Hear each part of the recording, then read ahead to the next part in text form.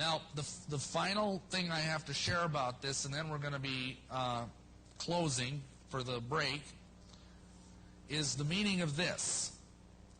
And this is a very mysterious symbol, which, you've heard all sorts of explanations for it, but I'm going to give you the Masonic Illuminati inner meaning of what this means tonight.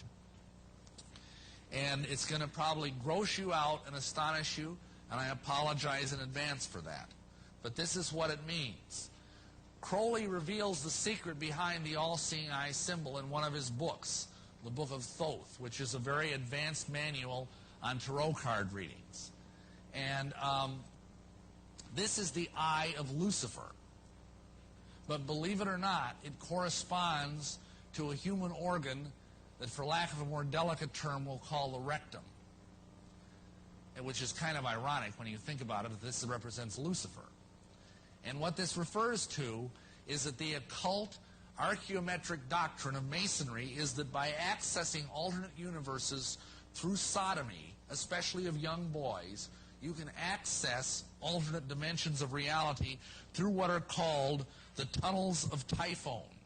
There is a belief that through this sexual perversion, they can access these tunnels into alternate universes, alternate realities. And the goal of this kind of magic is to find your own universe and become the god over that universe. This buys into the modern day physics theory that there's many, many dimensions of reality. Maybe you've read about that.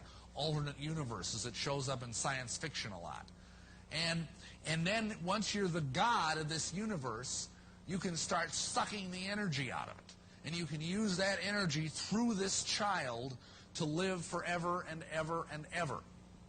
And there are men, I have met several that claim to be hundreds of years old. Now, of course, are they lying their lips off? I frankly think they are. This is a deception. I mean, this is such a problem that we are actually, I now know of 5 national support groups that are helping people that are survivors of Masonic ritual abuse. This is that serious a problem. And let me tell you something else. The other 95, 96, 97 Masons have an even bigger problem. Because the spiritual headship over their organization trickles back down to this monster. And because of that, even if they're good men, even if they don't know about this, you know what happens? They begin to struggle with profound temptations to move in this area of pedophilia and homosexuality. And this is dangerous stuff. I mean, this is spreading throughout the world like a plague. We have organizations like NAMBLA, the National Association of Man-Boy Love, which their slogan is sex before 8 or it's too late. And they're trying to lower the age of consent to 8 years old. And all of this can be laid at the door of this occult monstrosity. If you're a Mason and you're in an organization with this kind of spiritual headship, this is all around you and you don't even know it. It's like a fish swimming in polluted water that's full of spiritual sewage.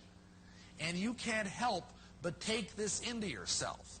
But it's important to understand that in all of this, that I myself, as a normal, red-blooded heterosexual, was finding myself continually drawn into sexual thoughts and sexual fantasies about little boys. I thank God I never acted on any of that. But it was being forced on me because I was under the umbrella of the Masonic leadership. And it is really a very tragic thing. But it is very real, this kind of headship. He had so many Masonic degrees that you could fill up 5 pages of a book with them. This guy was probably the most highly honored Mason in the world. And he was also the most dangerous man of the 20th century. And he began doing rituals to bring forth this crowned and conquering child. And he began to start what he called the cult of the fascinating child. And in doing this, he uncovered, without knowing it, the royal secret of Masonry. And what happened was, a gentleman came knocking at his door after he published a book. And in this book, it was a book of poetry, And in the book, he had made an allusion to something. And this guy, his name was Theodore Royce. And this Theodore Royce told Crowley that he had given away the greatest secret in occult history. And Crowley said, "What do you mean? I don't even understand it." So the guy promptly initiated him on the spot to the 9th degree of the OTO and then explained the secret to him. The secret is that as a Mason, you are promised immortality. If you go to a Masonic funeral, you will hear them discuss the immortality issue.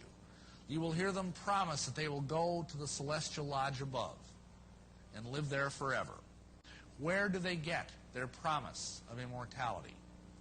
Simply, the secret that Crowley uncovered, probably through demonic intervention, is the secret that this immortality is conveyed through tantric sex magic.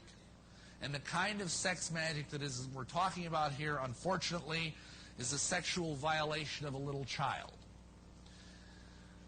Crowley taught that the way you could live forever was by vampirizing little children sexually. And he personally bragged of having slaughtered 150 male children in 1 year.